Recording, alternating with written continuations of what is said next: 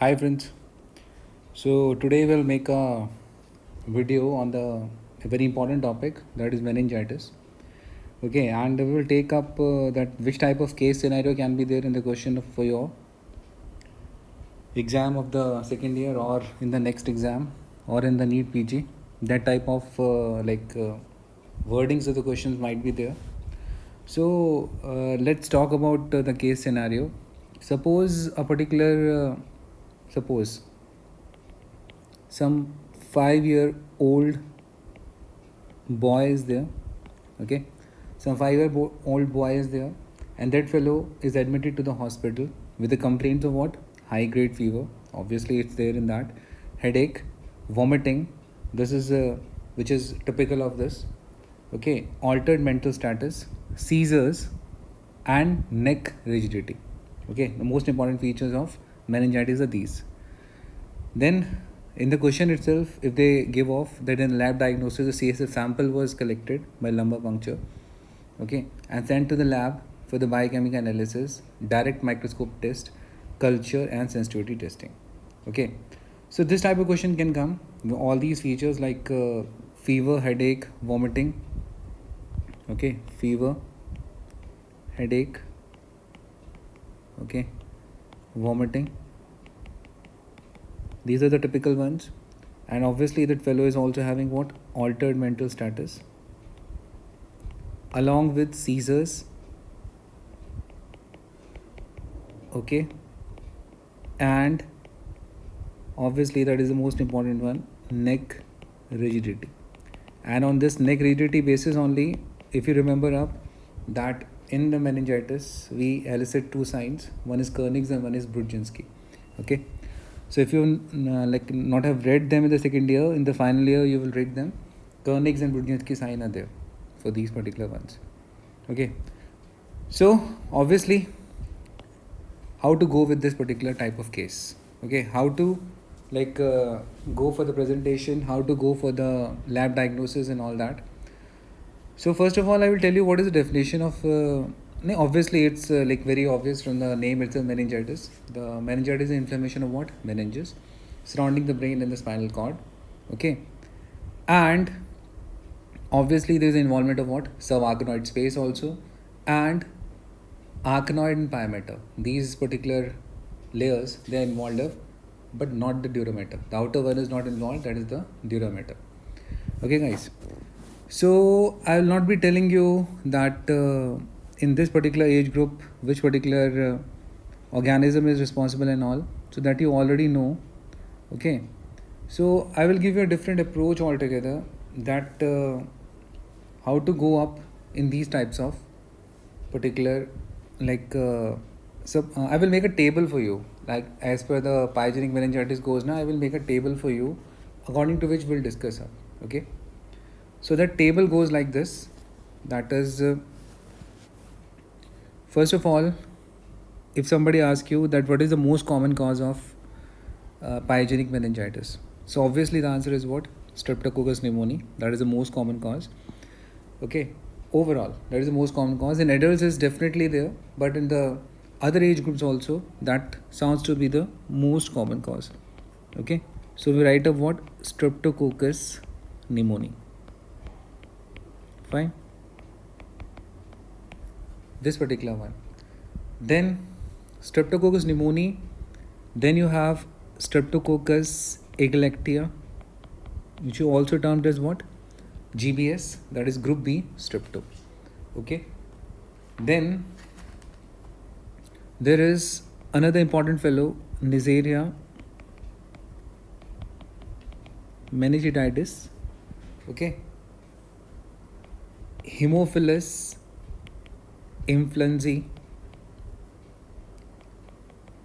E. coli, and other gram negative bacilli. Okay, these are the what? These all that does what? Pyogenic meningitis. Okay, these all does what? Pyogenic meningitis. This is bacterial ones. Okay, so for all of them you remember one thing, that the CSF pressure is very much elevated. It is highly elevated for most of the bacterial one. Okay, this is highly elevated for most of the bacterial ones. What? The CSF pressure, how much it goes? It goes more than 120 mm of water. Remember this, you are talking about water. Fine. So more than 180 mm of water. And the leukocyte count, that is the TLC here, that also goes elevated, and that is in fact, I should say, highly elevated. Okay, that will be highly elevated, and they give a number also, 100 to 10,000, 100 to 10,000 per mm of cube.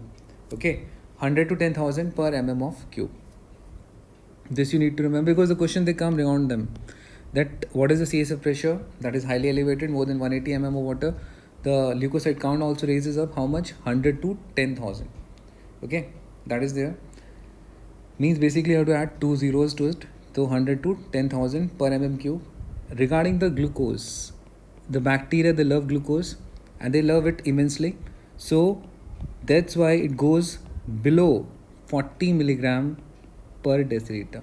Okay, the glucose levels, they drastically reduce in the case of pyogenic meningitis. How much? That is less than 40 milligram per deciliter. But if we talk about the proteins of it, okay, the total proteins, if we talk about here, they raise off, okay, that is more than 45 milligram per dl. Okay, total proteins as per the Harrison, it goes more than 45 milligram per dl, and it can go up to like 3 times more than this, that is up to 250 also. It is observed up that the total protein stuff goes more than 45 mg per dl, and the glucose is less than 40. So can you see up some sort of relation in them? Less than 40, more than 45. So glucose, they eat up, that's why it goes down.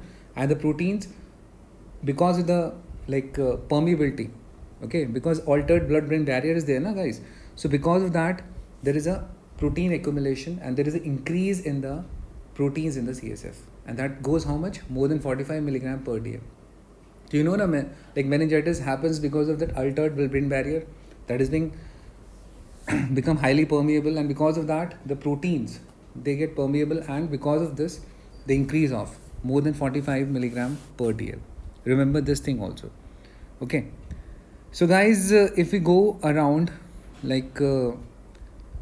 one by one, the first one is Streptococcus pneumoniae. And Streptococcus pneumoniae is what? It's a gram positive cocci in the pair. Okay, it's a gram positive cocci in the pair, and it is lanceolate shape. What is lanceolate shape, guys? Lanceolate shape is flame shape. Okay, these are flame shape, lanceolate shape, and characteristically in the pneumonia, what you get, they are alpha hemolytic. Okay, they are alpha hemolytic, and important to remember is Drotzman type of colonies. Drotzman type of colonies. And what is the other name of Drotzman type of colonies? Carom coin appearance. Okay, that is termed as carom coin appearance, and they are observed on the blood agar as well as on the chocolate agar. Remember this, and they love to grow on chocolate. And this you already know as from my lectures, that bio is there. And what is bio? That is, they are bile soluble, inulin fermentation, and optogen sensitive. So one is bile solubility, one is inulin fermentation, and one is optogen sensitivity. These are all positive in the pneumococcus. So you need to remember this particular mnemonic for the biochemical reactions, that is bio, bile solubility, inulin fermentation, and optogen sensitivity. What is the other name of optogen, guys? 2-ethyl hydrocuprin. Okay, so that I also tell you. Now, coming back to the next one, that is the Streptococcus ehrlichia. This particular one leads to, again, obviously pyogenic meningitis. And how you identify it? It's a gram positive cocci, you know that, in the short chains. So they produce of what? short chains in the neonates, this particular group B strepto. And this is which type of hemolysis, guys? It is beta hemolytic. Okay, beta hemolytic. And remember here only the Streptococcus escherichia, this particular one is the most common cause of neonatal meningitis. This is the most common cause of neonatal meningitis world over. Okay, world over, this is the most common cause. And if somebody asks you the most common cause in India, this is always a controversy. Okay, but as per the various journals, reputed journals, it comes out to be E. coli, and some definitely says it is Klebsiella also, and both of them are what? You know that they are gram-negative bacilli. So these particular fellows, they belong to which family? They are Enterobacteriaceae members. So don't bother that it is E. coli Klebsiella. Basically what they are gram-negative ones, and they belongs to what? They belongs to Enterobacteriaceae family. They share the same features mostly. Okay. So most common cause of neonatal meningitis is this GBS, which the child acquires up through the journey, okay, of the birth. And the most common cause in India, if comes out, that is E. coli or Klebsiella. That can also be acquired through the same route. So this you need to remember.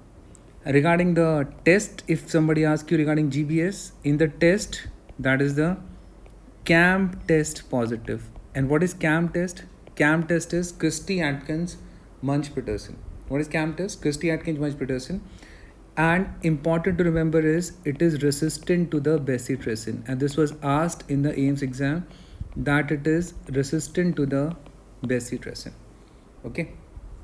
Now, another important fellow, that is the meningococci, this particular one. If we talk about this one, then obviously you know that it is a gram-negative diplococci. Okay, gram-negative diplococci, and this can be extra or intracellular both. Okay, and this one is lens shape. This one is lens shape. Important to remember, which have come in the recent exam, is this particular fellow is oxidase and catalase both positive. Oxidase and catalase both positive, and obviously it loves to grow on the chocolate agar, and that modified chocolate agar name only is what? Thea-Martin media. Okay, or Thea-Martin media, and when you add the antibiotics to it, then it becomes what? Modified Thea-Martin's media.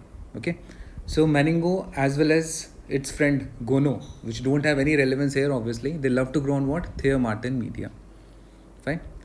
Now talking about the Haemophilus influenzae. Haemophilus influenzae, that is also termed as what? Pfeiffer's bacillus.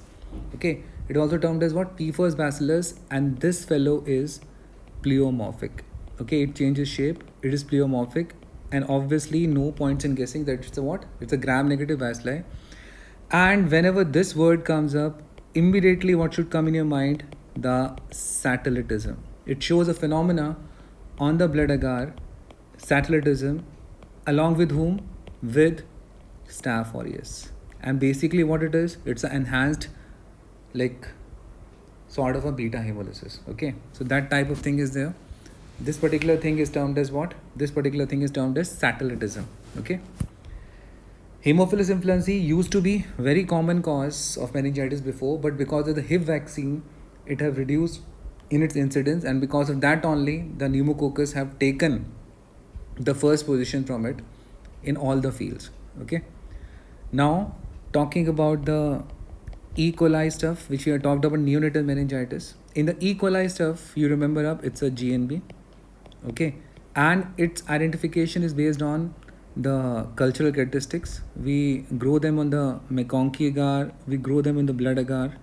Okay, and we go for your characteristic features, that is the IMVIC. And what is IMVIC, guys? Indole, methylred, Voges proscior, and citrate. These all helps in identifying these important pyogenic meningitis causes. Okay, and important to remember here that CSF pressure more than 180, total leukocyte count highly elevated, 10 to In fact, it is 100 to 10,000. Okay, glucose less than 40 because they love glucose.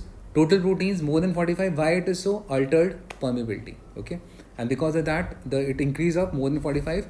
So 40, 45 like this. These two numbers of 40 you need to remember up regarding the glucose and the proteins. Okay. Now, if we talk about the fungal important cause, so that is the Cryptococcus. That is the Cryptococcus neoformans. The Cryptococcus neoformans, it's a fungal cause of meningitis, and obviously, if it is meningitis, the CSF pressure will be high, but it is slightly elevated. It is slightly elevated, or sometimes they say that it can be normal also. Okay, so but mostly it is elevated slightly, but okay. And lymphocytes you can observe up for this particular one. Lymphocytes, they are increased off here. Fine. Glucose, remember, glucose is normal. Glucose is normal, and the total proteins, okay, they are slightly elevated. Okay, slightly elevated you can say about the total proteins.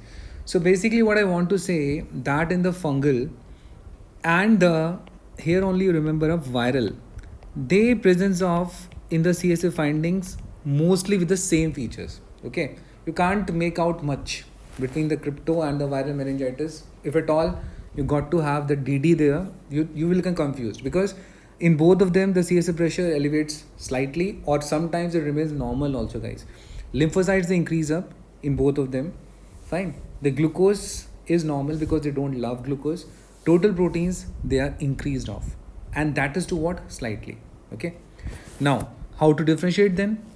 Then you have to go for further testing, and further testing is done with, in the Cryptococcus neoformans, you already know the negative staining is done, that is Indian ink stain. And what you can find in that, guys? Budding yeast cells. What you can find in that? Budding yeast cells. And these budding yeast cells, what they have around it? These budding yeast cells, they have a glistening thick capsule.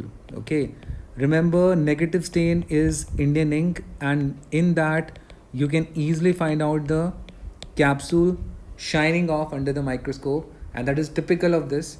That is the Cryptococcus neoformans. Fine. And there are tests nowadays, that is the latex agglutination test in the CSF you can do for the capsular antigen. Okay, so this particular test is available for the capsular antigen in the CSF. Okay, so this is there in this particular one. Besides this, as we know regarding the corona also nowadays, the best test is what? That is the PCR. Okay, real-time PCR nowadays is being used. Okay, so it depends upon that which type of virus we are isolating of and we are suspecting of, because nowadays what they have done, they have bring out what? Multiplex PCR. Rather it be DNA, rather it be RNA, anything will be diagnosed of by a simple panel. Okay, so they have become so advanced now. But if at all you like target off, like in corona we target off that this is RNA virus, so basically what we do here, reverse transcriptase PCR. Why? Because RNA is always changed to what? Complementary DNA, and that is being amplified according to the specific gene sequences. Okay, so remember, guys, viral meningitis, the investigation of choice is PCR now. And various causes of viral meningitis, if at all we talk here only, the number one cause is enterovirus. Okay, enteroviruses, fecal-oral contamination.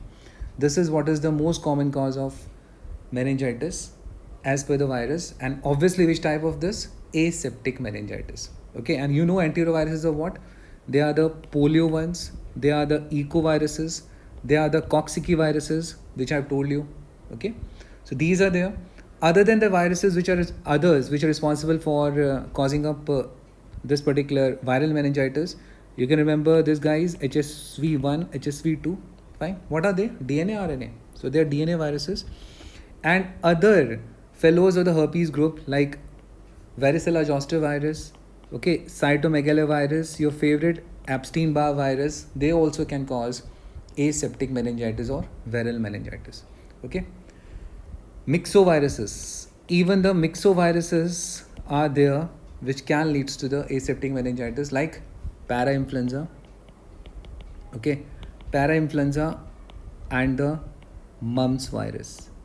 Guys, remember one thing, that just now I told you that in the viral meningitis the glucose levels remains normal, but two particular viruses are there which loves glucose. The one is herpes and one is mumps. So if the infection is by them, then it's become more tricky. Then you have to rely fully on what? PCR. Okay, so remember this thing also. And it is which type of meningitis? It is a aseptic meningitis. Fine, because typical features of increased everything is not seen in them. That's why it is termed as what? Aseptic meningitis. So viral meningitis is taught what? Aseptic meningitis. And even you can call the same thing for what? Cryptococcus neoformans. Fine.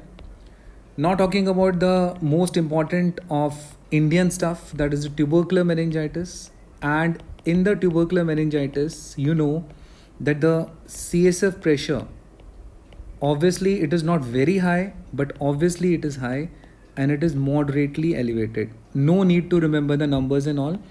Just remember the number for the pyogenic one, more than 180 mm of water. Okay. Important to remember here is cobweb coagulum. Okay, cobweb coagulum. This is what is there when you let it stand because of the high fibrin content. It produces this type of thing that is termed as cobweb coagulum. So this is the question regarding the tubercular one which can come. Leukocyte count, if somebody talks about, the leukocyte count is elevated but moderately elevated, not highly elevated as that was in pyogenic one, that was 100 to 10,000, but here it is moderately elevated, and mainly it is lymphocytic, whereas in the pyogenic it was neutrophils which were increased of. Okay, the glucose, the meningophilus, sorry, this particular tubercular fellows, they don't love the glucose much. Okay, so that's why this is slightly decreased. Okay, it is slightly decreased, not very much decreased, first thing. And the total proteins, they will increase here also, because what happens? Permeability, that permeability increase of the proteins, and it can be moderate to markedly increased stuff. Okay, that can increase moderate to marked.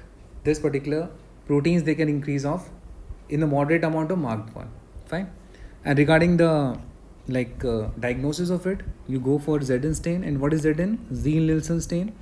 And what you can see in them, acid fast bacilli, which are pink in color. Fine. Then here also what we have nowadays, the PCR, and the PCR or gene expert RIF. This is what is being coming again and again. That is the CB-NAT, and CB-NAT is what? That is the cartridge-based nucleic acid amplification test, or gene expert RIF. And RIF is what? Rifampicin resistance can also be calculated if at all it is being diagnosed of. This is tubercular one. Okay, and besides this, you can grow it on the LJ, and on the LJ, which type of colonies they come? Rough, tough, and buff. And how much time it takes? It takes a time of how much? 6 to 8 weeks to grow up on that. And you can grow it on what? It can grow it on MGIT also. And what is MGIT?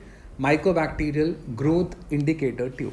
Okay, so this is in nutshell which I've told you regarding the various ones. Okay, and how to go up for the treatment of these particular ones. The treatment in the adult, you can go for what? IV cefotaxime here. Okay, along with that you can go for ceftriaxone.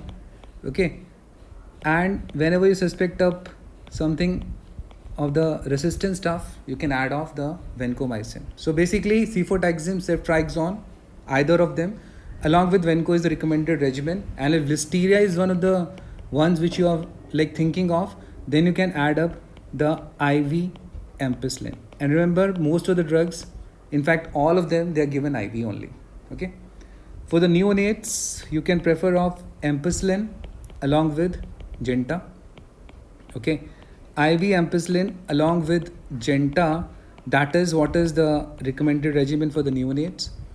And tubercular, obviously for the tubercular one, what can be there? That is the anti-tubercular drug, that is ATT is instituted as per the RNTCP guidelines. And for the cryptococcal meningitis, you remember you give amphotericin B, okay? Amphotericin B, that is lamp infect liposomal plus flucytosine, and this is being given for what? 2 to 4 weeks, and later on in the maintenance phase, that is being given, that is the fluconazole, okay? Later on you can give what? Fluconazole for 6 to 12 months. So remember this thing also. And regarding the viral meningitis, obviously you have a wonderful drug, that is the acyclovir, okay? That is being given up in the viral meningitis. So these are the things which you need to remember regarding this, guys. And as such, the CSF, if at all somebody asks you the CSF should be stored in the fridge or not in the Viva, never. You should not, because Haemophilus influenzae and all these fellows are very cold labile and they will be killed if you put them into the refrigerator. That's why it is, if at all you have to keep them, you have to keep them into the incubator, not the fridge. Okay, never do the refrigeration of the CSF sample. As far as if you want to go for the microscopy and all, I have already told you what you get in the microscopy, all these ones. And basically what you need to remember, that you go for what? You go for centrifugation of the CSF, and the supernatant, the upper part after centrifugation, that is being used for what? These agglutination test, which we have talked about here now. Agglutination test, for whom we have talked, guys? This one. So basically what we use here, the supernatant of the CSF, okay, after centrifugation, the upper part. And later on from that sediment, what you prepare up? You prepare up the gram stain, okay? And coagulum is characteristic of what, guys? Tuberculosis, that is tuberculous meningitis. So that also you need to remember, okay? Besides this, what you can remember, that always when you take the CSF sample, you put it for 3 things, that you send it to the patho department for the cell count, okay, this cell count which we talked about, to the biochemical ones for the glucose and proteins, and to the microbiology for doing these all Indian ink, okay, all these testings like Indian ink and culture and all that, okay? So guys, this particular thing will help you to remember up most of the stuff regarding meningitis and all. And some confusions were there, that which is the most common cause, that suppose I also have ended up now. And the treatment part is this, which I have talked about. Thank you so much.